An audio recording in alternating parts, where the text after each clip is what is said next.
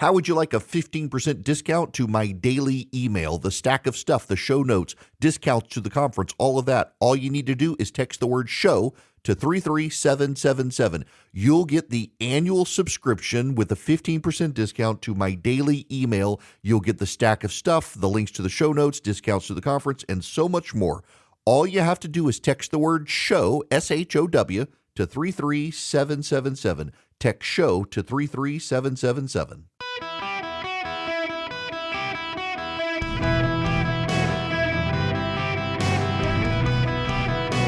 Welcome to the Eric Erickson Show podcast, Hour 1. Greetings, conversationalists. Welcome. It's Eric Erickson across the United States of America. The phone number is 877-973-7425. Should you wish to be on the program, delighted to have you with me today. We got to begin with the breaking news. Lisa Cook's lawyers have run to court to say that Donald Trump cannot fire her from the Federal Reserve. I actually suspect he can, but in the process, I'm increasingly concerned that due to social media, the right is playing with fire. And let me just back up. A lot of people on the right diagnose social media, particularly Twitter back in the day, as being a social contagion for the left's thinking. The left started saying these outlandish things on social media and intensely began bullying people on their own side into shutting up any dissent. And ultimately, it led the left into embracing nonsensical positions like boys should be okay in girls' bathrooms and boys should be allowed in girls' sports. And in their bubble where they silenced any dissent internally, they had no pushback, and they began to believe it was such a great thing. They tried to mainstream it, and the public pushed back against them. I'm afraid the right is doing this, and I want to use Lisa Cook as a point here, because I actually think that Lisa Cook can be fired by the President of the United States. She serves on the Federal Reserve Board of Governors. She was put there by Joe Biden. She's the first black woman on the Federal Reserve's board, and that has a lot to do with why the Federal Reserve has kind of turned a blind eye internally to some of Cook's problems. The Trump administration has produced documents accusing her of mortgage fraud, saying she claimed two different houses as her main residence in 2021 to get better loan terms. They've referred it to the Justice Department. Now, there are two other people, Letitia James and Adam Schiff, that Bill Pult has made these accusations against. The president said Cook needed to resign. She didn't resign, and now he's decided he's going to fire her. Here's the thing. I think the president can fire members of the Federal Reserve to an extent. He can certainly fire the chairman. We're in uncharted legal territory here. Here's my problem with this one, and hear me out, and a lot of the base is really mad at me today for speaking up and saying this is a bad idea. What do we have? We actually have an accusation. The evidence on which the accusation is based looks very bad for Lisa Cook, but it's an accusation. You don't have to have a criminal proceeding to fire Lisa Cook, I don't believe. But I think you have to have more than an accusation. There needs to be a finding. Who's to say the documents produced by the Trump administration are legit? Now, you and I think so because we trust the Trump administration. We don't think they would forge documents. But who's the arbiter to say that they're legitimate documents? Now, you see, this is why I think you're thinking short term here. Let's do President Newsom or Buttigieg or President Harris, who decides they want to take over the Federal Reserve. And so here they come with documents that show mortgage fraud. Who's to say those documents are legit? You wouldn't believe them. You would think they're trumped up. You would think that that no one has affirmed that this is real stuff. You would say this is an effort by them to take over the Federal Reserve, that it's an inappropriate breach. If the standard applies to one, it's got to apply to the other. I think the president, for cause, can get rid of a member of the Federal Reserve Board. Frankly, I think the Federal Reserve Board, based on these allegations itself, should investigate Lisa Cook. And I think, frankly, a lot of them don't want to because she's the first black member, and they don't want accusations of racism against the Federal Reserve, and Trump doesn't care. I think the evidence looks bad, but no one's verified the documents are real. It's an accusation. ProPublica piled on Clarence Thomas and Sam Alito and others on the Supreme Court to try to pressure them out of cases, to resign, or to be impeached. And it was just accusations. And people on the right said these are just accusations to create an appearance of impropriety. It's very easy in politics to create appearances of impropriety. If you're going to use the appearance of impropriety standard, be prepared for the left to do it to you. Again, it's a short-term play that has long-term, deeply negative ramifications for the right. There's no such thing as permanence in politics. If you establish the precedent now that the president can fire a member of the Federal Reserve because the president's team makes an accusation and says there's something bad, not only do we upend the whole idea that you're innocent until proven guilty, which is a bedrock foundational principle within American governance, but you also set the left up to trump up charges on the right and do the same thing. And you're saying, well, but the charges are legitimate. Yeah, because you trust your side. I trust our side. I don't think the Trump administration is manufacturing these documents. I don't think they're forging the documents. I totally think that people on the left would forge the documents to out someone from the Federal Reserve who's on the right. But if the standard is we've got the documents, here they are, you're fired, well, then who's to stop them from forging the documents on the left and firing the person before any arbiter has said, yeah, the docs are legit? It's a dangerous standard here. It's also, by the way, why the Federal Reserve should have been very careful about policing and regulating its own, which the Federal Reserve can do. They've set themselves up for this. Now, here's how this is probably going to play out. I suspect she's going to have there's the interest rate cut vote in September. She's now run to court to say Trump can't fire her.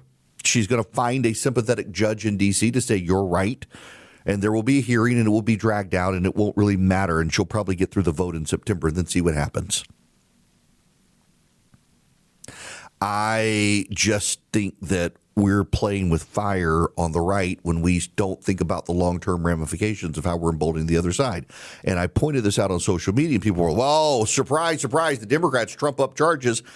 Give me an example of the Democrats making accusations against a Republican on the Federal Reserve. Now, here's what this is all about, actually, is that a lot of people, myself included, don't believe the Federal Reserve is a constitutional entity. I don't. I think the government of the United States is divided into three branches: legislative, executive, and judicial. And Congress created the Federal Reserve as an independent board. It gets a lot of its own funding the way it does business. The president can appoint certain members. Most of them the president is not allowed to appoint. They're appointed by a Federal Reserve Board of Governors, or they're appointed by the different banks to the Federal Reserve Board. The president doesn't really get a say except in a couple people, including the chairman of the Federal Reserve. There's a lot of distance, and I don't believe the founders intended for that to be set up. That being said, I don't think the Supreme Court's going to go along with it. They've already just sua sponte on their own in a recent case acknowledged the independence of the Federal Reserve Board. It wasn't even irrelative to the case, and they felt the need to say it. The Supreme Court's going to tell me I'm wrong and you're wrong on the constitutionality or lack thereof of the Federal Reserve, and what they say matters, not what you and I say. I can say the Constitution is divided into three branches: legislative, executive, and judicial. It doesn't fit any of those, therefore it's unconstitutional. The Supreme Court's going to say, Congress has the right to create these quasi-independent agencies. Also, the people who are most committed to destroying the Federal Reserve have the benefit of being committed to something that they actually know isn't going to happen. That's one of the funny things in politics these days. A lot of people stake out strident positions with the luxury of knowing their position is never going to happen. They can radicalize you to their position, including getting rid of the Federal Reserve, knowing it's not going to happen. When the Supreme Court comes out and says the Fed is independent and you can't fire the Federal Reserve Chairman, Mr. President, when that's not even at stake before the court, I can guarantee you the Supreme Court's not going to strike down the Federal Reserve, and they're going to maintain its independence. And so you can go mouth off about the Federal Reserve all you want with the luxury of knowing that you're not going to get your way. What happens if you do get your way? then monetary policy in the United States of America becomes at the whim of politicians. And there are plenty of examples, including Great Britain in the 1980s before some Thatcher reforms, that show how destabilizing it is when you have monetary policy set by the politicians. Y'all, we are electing some of the dumbest people in America to politics. New York has elected Alexandria Ocasio-Cortez. Minnesota has elected Ilhan Omar. Georgia has elected Marjorie Taylor Greene. Do you really want those people setting your monetary policy? When you let the politicians do it, you're letting the popular idiots set monetary policy, which is actually globally integrated and connected, and you should actually want some expertise in setting your monetary policy. The independence of central banks has kind of become the hallmark of Western democracies. It sets them apart from the communist totalitarian states, and it makes the American economy much stronger than economies elsewhere in the world, including China. The Chinese Communist Party controls its central bank. Our central bank is relatively independent with certain checks and balances, including the ability of the president to fire people for cause. But cause has got to be more than an accusation. Otherwise, the Democrats are going to have a field day firing all of Trump's appointees to the Federal Reserve in the future. Remember, when Biden came in, he fired a lot of Trump appointees to independent boards, and there was nothing to really stop him. You break down the chain of command here, and you expand the door to firing the Federal Reserve, you're going to have a completely Democrat-controlled Federal Reserve when the Democrats come back in power. You got to be careful how you play the game. It's like the president of the flag burning. We all know that burning the flag is actually constitutional. The people on the right are saying, I saw Matt Walsh the other day say, I'll believe that this is something bad when people stop getting arrested for burning pride flags. No one in America has gotten arrested for burning their own pride flag. No one in America has gotten arrested for burning their own trans flag. They've gotten arrested for stealing other people's flags and burning those. Yeah, I think the sentences are ludicrous. I personally think hate crimes legislation should be unconstitutional. Thoughts should not be crimes in the United States, and that's what a hate crime is. It's basically criminalization of a thought crime. But that's different from saying you can burn an American flag, but you can't burn a pride flag. You can go get your own pride flag and burn it, and you're not going to get arrested. But what Trump has done is he's based this on the fighting words doctrine, which the Supreme Court has greatly restrained. Trump wants to take an expansive view of the fighting words doctrine again. Again, short-term gain, long-term pain. Charlie Kirk, Ben Shapiro, Matt Walsh, others have made a name for themselves going on college campuses and speaking, and then documenting the angry reaction of the left. You go on college campuses now, you incite the left to get angry, you're going to get arrested. That's what they're doing in Great Britain. Great Britain has an expansive fighting words doctrine. They just arrested someone the other day for waving an English flag. It made Muslims in the community feel uncomfortable, and the police told the guy to stop or go to jail. You expand the fighting words doctrine in the United States to stop the burning of the American flag, you're getting a lot of conservatives arrested for going on college campuses and inciting the left. Short-term gain, long-term pain. People are thinking emotionally about this. They're not thinking logically where this stuff heads. I think the President of the United States can fire Lisa Cook from the Federal Reserve. And I think the evidence presented is very damning. And there needs to be a review to see if this is legitimate. And if it is, she should be fired. But we're not there yet. We're at an accusation. We don't know that the documents are legitimate. We presume they are because we're allies on the same side, and we don't think they would make that stuff up. But we don't give the Democrats that benefit of the doubt, and they're not going to give us the benefit of the doubt. So there's got to be some way to assess this. The Federal Reserve should have done something in-house. But we're setting precedents on the right that the left is going to use. And for everyone who comes back and says, well, the left is already doing this, show me the example of them doing this to the Federal Reserve. Show me the example of them doing this in these situations. You do have to nuance these. It's not all of this or all of that. There are lines in between, and those legal lines matter to protect us when we're not in power. The process matters because one day we will not be in charge of the White House.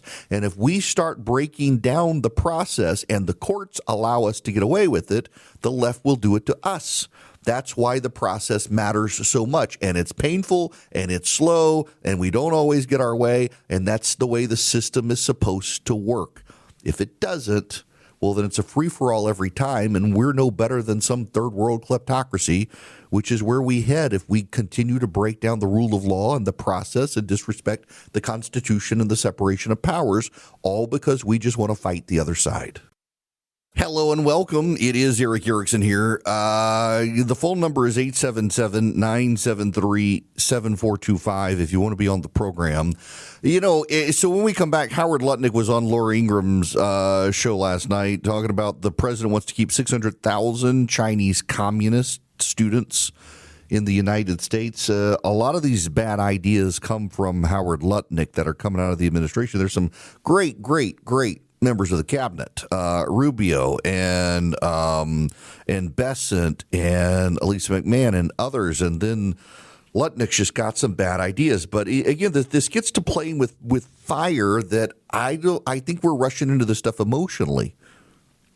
And if it feels good, do it sort of thing.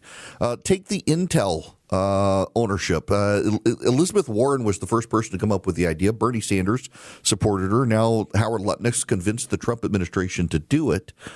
And we just about wiped out ESG and DEI from these companies. Wait until a Democratic administration decides that they want 10 to 15% of ExxonMobil in order to give access to drilling or refining capacity or the like. You got to give us 10% of your company. And then they use the shares of stock to impose ESG and DEI after we've got rid of it. Now, I can hear some of you saying, but these aren't voting shares of stock. They are voting shares of stock.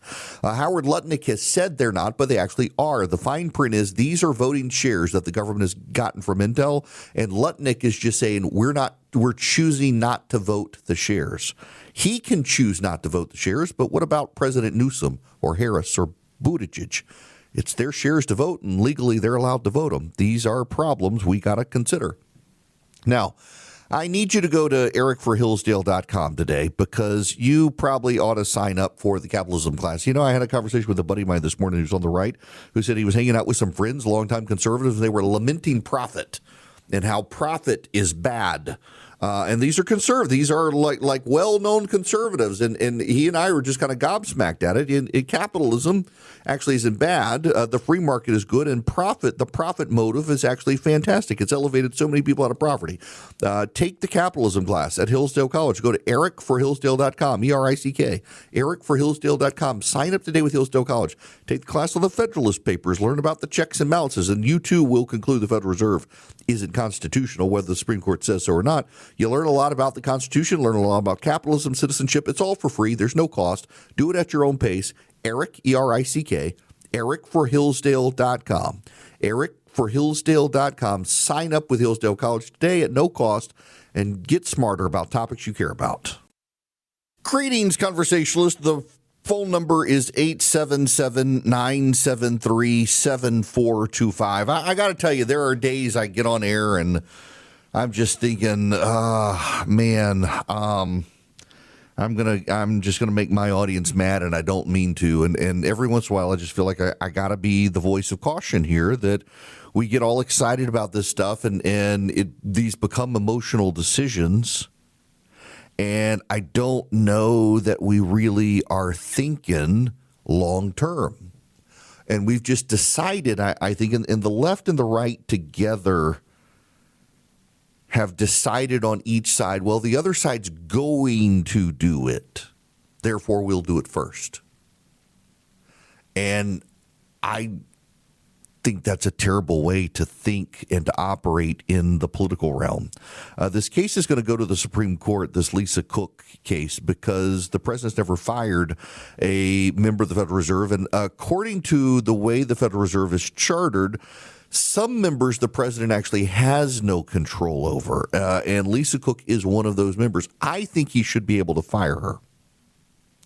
This is going to head to the Supreme Court, though, and my guess is that the Supreme Court will say the president can't. Why? Well, first of all, you know you got 3 members who are going to oppose Donald Trump on whatever he does, and they only need 2. So the odds are already in the favor of Lisa Cook.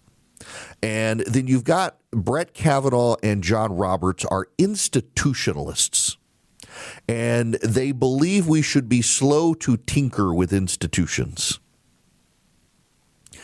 And the way Donald Trump is doing this, no one has ever challenged the hiring structure of the Federal Reserve. The Supreme Court has already said it is independent, established by Congress. And so I think very much like what they did with the Consumer Financial Protection Bureau, they're going to say that the structure is what Congress intended. It is fine, and the institutionalists on the Supreme Court will protect the institution of the Federal Reserve. And you and I can bellyache about it all we want, but it doesn't matter. What the Supreme Court says is what it's going to be. Now, what happens in the meantime? I think that some federal judge is going to enjoy the action, and Cook is going to stay on the Federal Reserve. That's just it. However, I want to make one point. One of the things I have noticed about where Trump is headed with this. So let's presume, for sake of argument, that the allegations and the documentation about Lisa Cook are correct. That she essentially took out two different mortgages showing two different primary residences, and that she got beneficial deals as a result. I'm seeing this tweeted by a guy named John Downs, who is a mortgage banker in D.C. Let me just read you this. I'm starting to think Lisa Cook's owner occupancy fraud is actually worse than many understand. She closed one owner occupancy loan June 18th and another halfway across the country July 2nd, 2 weeks between each. I'm curious if the lenders were the same. I can't imagine it would, especially considering refinances with most companies are taking 60 to 90 days. These applications would have been in process at the same time. Given market dynamics, if they were both going on at the same time with different lenders, you need coordination at some level. She'd need to lie on the inquiry letter saying the mortgage inquiry was shopping for rates and not referencing refinancing other property. She'd likely need to go to Freddie, because I don't believe that the flag of another owner-occupied property being in the mix like Fannie would essentially claiming she's taken two separate loans, claiming two different things, two different residences. Was she gaming the system? Here's the thing I've noticed about the Trump administration that I appreciate. One of the ways the Trump administration is targeting the wealthy progressive activists is a lot of wealthy people live life differently from you and me. And they engage in different crimes than you or I might engage in. They live a different life at a different level. They operate, the elite do, in different ways. And the Trump administration understands the ways of the elite, and also how the elite might break a law that you or I can never break. And one of those is you buy in multiple properties around the country and you're claiming different things on each of them. And they've had a look-see, and they're accusing Lisa Cook of mortgage fraud. Mortgage fraud is very much something the elite do. It's not something that you or I would do. We don't have the means. We don't have the multiple houses around the country, things like that. Here come the elite. And the Trump administration is targeting that way. And that's fair game. I just would caution everybody on this that the accusation is not the same as proof. And I think this does set up a fight for Trump to get to the Supreme Court, but I don't think he's going to get the result he wants, because I think the institutionalists at the Supreme Court will save the institution of the Federal Reserve. Now, that being said, got to pivot to Howard Lutnik. Every bad idea from the Trump administration has come from Howard Lutnik so far. Tariffs, they're starting to have a real-world impact. What's funny to me now is that you've got so many people in MAGA cheering on the tariffs, and it's ultimately them. They don't even realize they're paying the tariffs. The tariffs are coming from consumers. They're not coming from the wealthy who have more means to avoid tariffs. They're coming from the middle class. They're coming from the companies the middle class works for, which is slowing the wage growth of the middle class. And Howard Lutnik came up with the idea, and he's got a lot of people cheering on tariffs that are actually hurting the middle class, and more data is showing they're starting to have a negative impact on the middle class and on hirings and on wage growth and on investment in companies. But people are cheering it on. Lutnik is also the guy who came up with the idea, first announced by Elizabeth Warren, to take a stake in Intel. And he has encouraged the president to develop a sovereign wealth fund and buy stakes in more companies. Howard Lutnik is getting Donald Trump to embrace socialism. He is getting Donald Trump to seize the means of production of companies. That's Howard Lutnik doing it.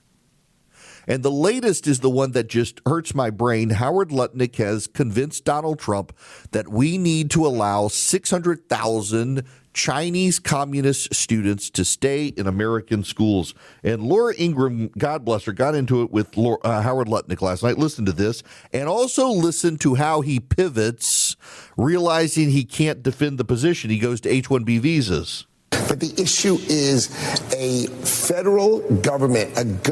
Sorry, that's the wrong clip. Where is the Ingram Did it? Oh, gosh. Having built it up now, it looks like it never even showed up in the files. So in any event, Howard Lutnik goes on with Laura Ingraham and announces that we're going to keep 600,000 students in the United States. We're going to keep them because it's apparently good for the United States to have 600,000 Chinese communist students in the United States. I see what happened. I messed up this morning when I was processing the video files. Let me pull this audio for you. And he says we got to save schools in the United States. He is actually arguing with Laura Ingraham that we need 600,000 Chinese communist students to stay in American universities in order to save the American universities. Why do we want to save American universities? Why do we want to save them? By the way, it benefits the Ivy League more than anything. It doesn't actually benefit the SEC schools. It doesn't benefit the small private schools in America. It benefits the wealthy Ivy League schools. And I'm just not sure that this is a well thought idea. But again, this is a Howard Lutnik idea, and he's been able to sell Donald Trump on it. Here's the exchange with Laura Ingraham. I think the base of the Republican Party, certainly for the Ingraham angle for many, many years, conservatives, is this idea of foreign students coming to the United States and taking spots that would normally be, obviously open to American students. The president addressed this issue as part of the Chinese trade deal, which might be in the offing. Watch. We're going to get along good with China. I hear so many stories about we're not going to allow their students. We're going to allow their students to come in. We're going to allow, it's very important, 600,000 students. It's very important. Mr. Secretary, with all due respect, how is allowing 600,000 students from the communist country of China putting America first? Well, the president's point of view is that what would happen if you didn't have those 600,000 students is that you'd empty them from the top. All the students would go up to better schools, and the bottom 15% of universities and colleges would go out of business in America. So his view is he's taking a rational economic view, which is classic Donald Trump, looking at higher education and saying, but why are you until we Harvard? Modify that.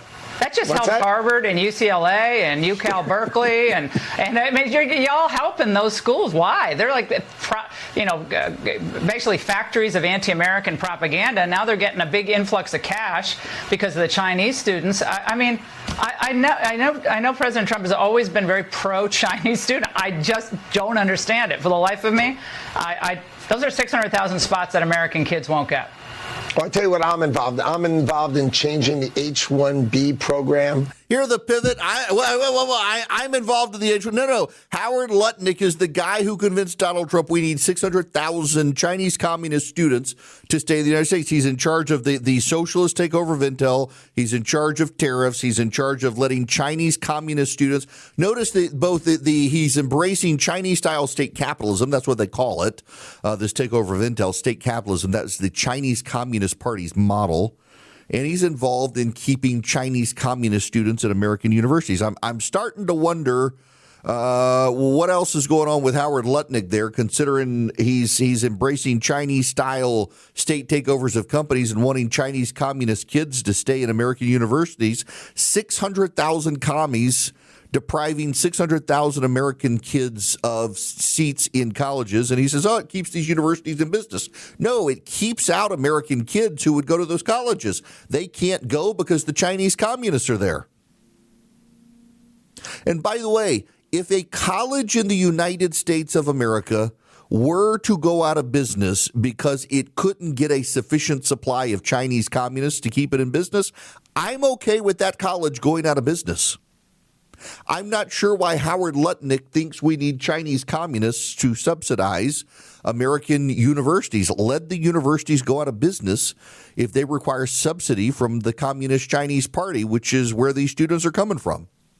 And then they're going back to China with the knowledge that they've acquired from the United States, with the intellect we have developed. They're going to go deploy it for the Chinese Communist Party. I don't think this is wise at all. And all of these bad ideas are coming from Howard Lutnik. We need to rethink Lutnik. This is not good stuff. All right, I got to tell you about Swiss America, because with everything else that's happening out there and gold prices wobbly and it's just wild in the markets right now, Swiss America wants to protect you from the secret war on cash. They can educate you to protect your hard-earned assets now. You can get their report completely free, The Secret War on Cash. You get it for free by calling or texting my name, Eric, to 800-289-2646. The all-out war on cash includes digital forms of currency, and it's spreading. You get the Secret War on Cash report completely free. You just text Eric, E-R-I-C-K, to 800-289-2646 or call 800-289-2646. Tell them Eric Erickson sent you. They'll send you the report completely for free. It'll help you with your retirement, your finances, your hard-earned money. 800-289-2646. You can also go to SwissAmerica.com/Eric. SwissAmerica.com/ERICK. Let Swiss America help you. Message and data rates may apply. Hello, my friends. The phone number 877-973-7425. Let me go to the phones. Eric in Edgewater, Florida. You're going to be up first. Welcome. Great start of the show today, sir. Thank you. I just wanted to get your input. I was led to believe that the Federal Reserve is actually not federal. It's a private bank. And it was founded in 1913 along with the IRS. And before that, the United States got its income from tariffs. I'd like to hear your educational take on this.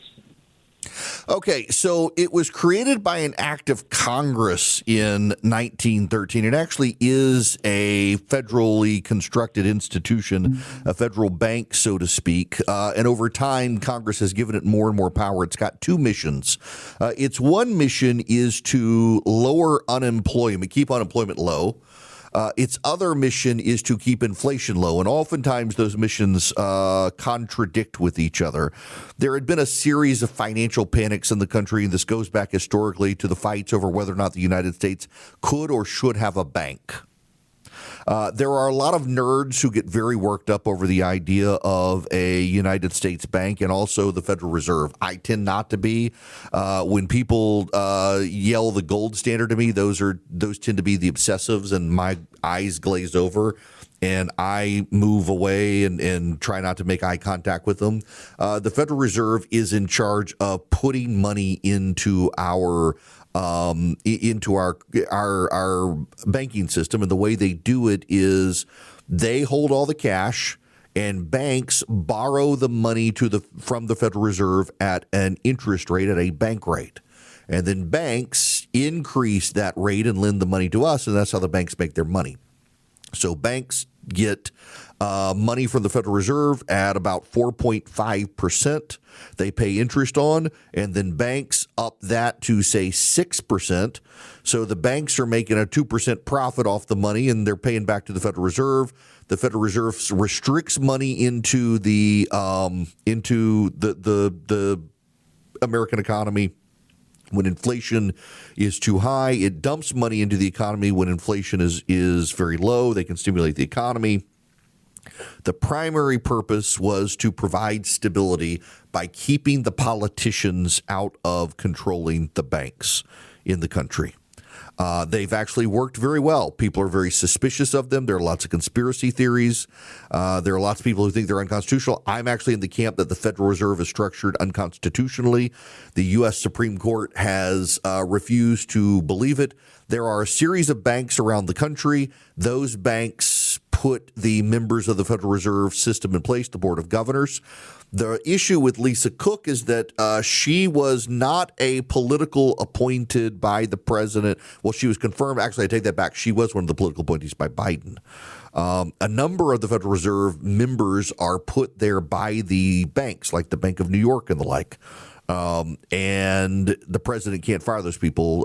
Cook was actually appointed by Biden, so Trump technically should be able to fire her.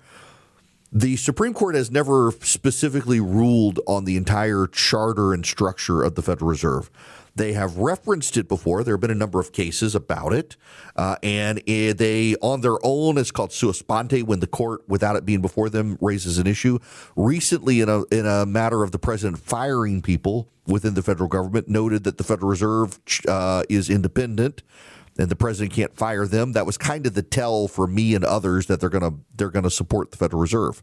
Now, why do you want a independent banking system?